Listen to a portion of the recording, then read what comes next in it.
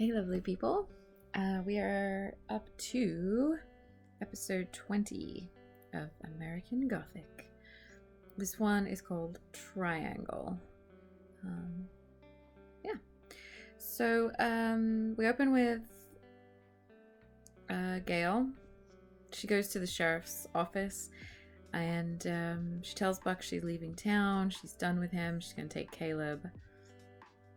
And he says to her, like, you're not going to be able to leave that easily, which, like, I would have thought she could have figured that out on her own, but clearly not. And then she falls to the ground, gets taken to the hospital, and we find out she's pregnant.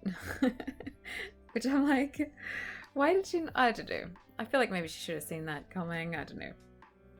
Whatever. But the fun part of this little opener is the ultrasound shows the baby, and it turns to look like right at the ultrasound camera and gives her like this evil face. Like, it's so dramatic, and it just, like, the rest of the screen looks like a normal ultrasound. You know how, like, the image is a little bit sort of fuzzy or foggy or whatever, but his baby's face is like pure cartoon. So we get the credits, and then Buck goes to the hospital to see her. She's not happy to see him.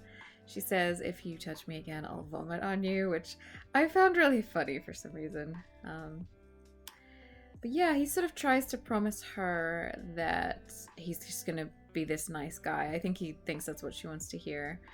She tries to leave town, but he stops her. And she has like this weird vision where she gets out of the car, but then when she turns back, she sees herself in the car. He tries to... so basically the sheriff tells her that this child is going to be a son, and that it's fully evil, whereas Caleb's like only half evil, so he feels like this second child will be more likely to be like him or whatever. So he wants a do-over, I guess. So she goes to see Caleb, and he's playing with like blowing up soldiers, which, I don't know, I kind of had a little nostalgic moment there. I used to, me and my brother used to sometimes like blow up his little plastic soldiers. So that was just like a little moment. Anyway, he accuses her of only talking to him when she needs something, and he feels like he doesn't know her anymore, which I think is pretty fair, because this whole thing with her and Buck, like, I get that he's kind of a supernatural force, so I wouldn't blame her too much, but I feel like she just fell for his, like, charm really easily.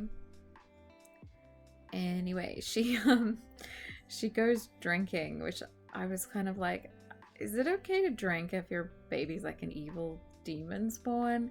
It just still seems kind of wrong to drink when you're pregnant. But anyway, she's having a really tough time.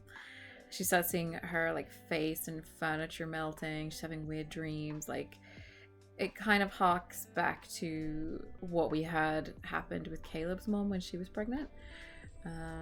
So yeah, Buck comes by to see her. He's trying to convince her to like just be chill, because I think he's worried she's gonna do something to the child. And he asks her if she's taking her vitamins, which I was like, because she looks really bad, looks really ill. And I just thought that was probably a Rosemary's Baby reference. He doesn't bring her any Tannis root or anything though. Anyway, she feels like the child that she's carrying is like kind of sucking the life out of her or something. We get another funny ultrasound. This time the baby glares out of the screen at her, and then like Buck's face appears in the ultrasound. It's really funny. Anyway, it seems like this pregnancy is like really sped up as well, because like she only just found out she was pregnant, but the baby's like fully formed kind of, so it's a bit weird. But then Buck's trying to get the nursing staff to lie to Gail, but yeah, she goes up on the roof of a building to jump off a building, and Buck goes there, and I don't know, that green screen fall behind her looks pretty high. Buck's kind of like, why don't you just jump? I don't know, he has some kind of a plan. But then Caleb comes out onto the roof of the building. Like, why and how? Like, how did he know that she was up there? Like, I don't know, I guess Buck must have, I don't know. Anyway, I was just thinking this, like, no one shields this kid from anything. He goes into operating rooms, he talks down people jumping off buildings. Anyway, she doesn't jump. She goes to church instead the next day. It's like this tiny church. It's very cute. I feel like in this series we've had about 3 different locations for churches. So this one's like a small one. I don't know why that's surprising. It's not. I just feel like it's a small town, but then it's in the south, so I know people are more kind of church going there, and there's different denominations, so maybe I'm overthinking it, you know? Merlin appears to her anyway and says some comforting stuff. She kind of says that she was born, like, how do I explain? So Merlin tells us that when she was, like, conceived, her father basically, like, raped her mom. So I'm like, that's news. And then, so she was, like, born of hate, but then, like, her mom was, like, said that, you know, she was an innocent, full of light person. So from dark beginnings, like, a child can still be innocent or whatever, I guess. You know, it's very, like, good versus evil kind of terminology. Anyway, she kind of says that the baby could turn out to be like Caleb instead of like Buck. And I don't know. I saw that ultrasound. I'm not convinced. Anyway, so that's our A story. The B story of this one is about Selena.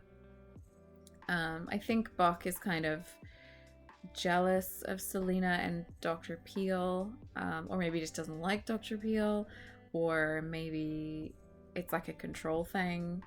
But he kind of sees them together. He tries to like make up with her by taking roses to her after school. The sheriff, I mean.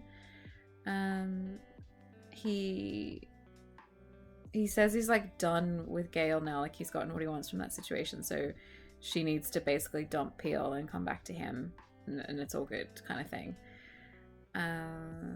He later talks to Dr. Peel and asks him to take good care of Gail, but at the same time he like tells Selena that this guy's gonna leave town, so it's like, what?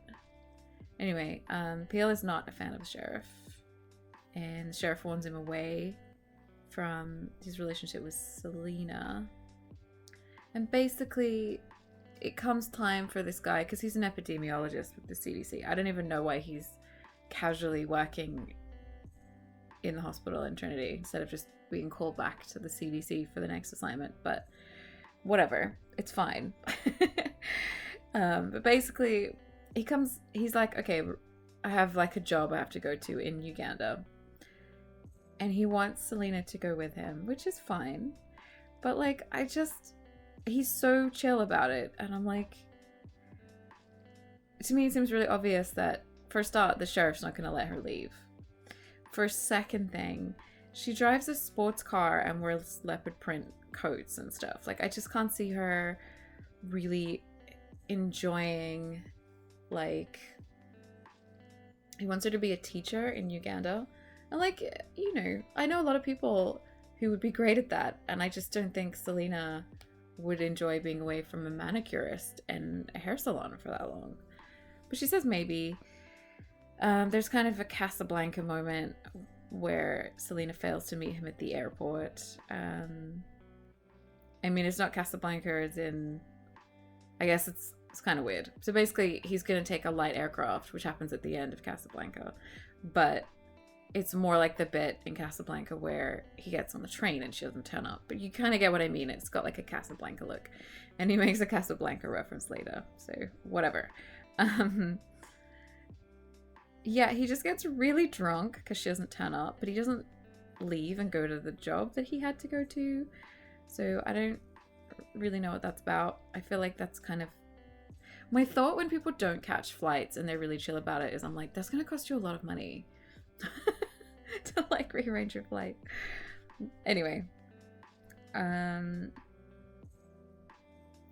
yeah, so he kind of asks her what's up and he sees that she's really scared. I think we as the audience kind of know that the sheriff I think she's worried the sheriff's gonna kill this guy, or he's gonna harm her. And then we cut to Sheriff Buck in his office, where it's perpetually nighttime. His office is always in darkness. There's even an episode where people go into his office, it's daylight outside and it's nighttime in there. It's just funny. But yeah, he does this weird thing where he switches his light on and off. I don't know. We see that things are kind of going okay with Peel and Selena because they're like hooking up. And he makes Selena sick. So then Peel goes to Buck, Sheriff Buck, and is like, punches him a couple times. And Buck tries to make him make a deal.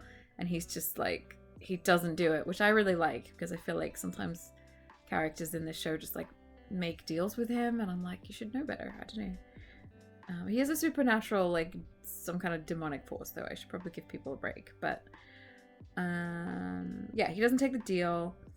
He's got his vest back because for part of this episode he was sans vest, and now he is back in the vest. Because that's the sheriff's look: pirate shirts and a vest, Anyway, at the very end, he makes Selena better. He like cures her. And Selena goes back to the sheriff and says she knows that he lifted the curse and like fixed her.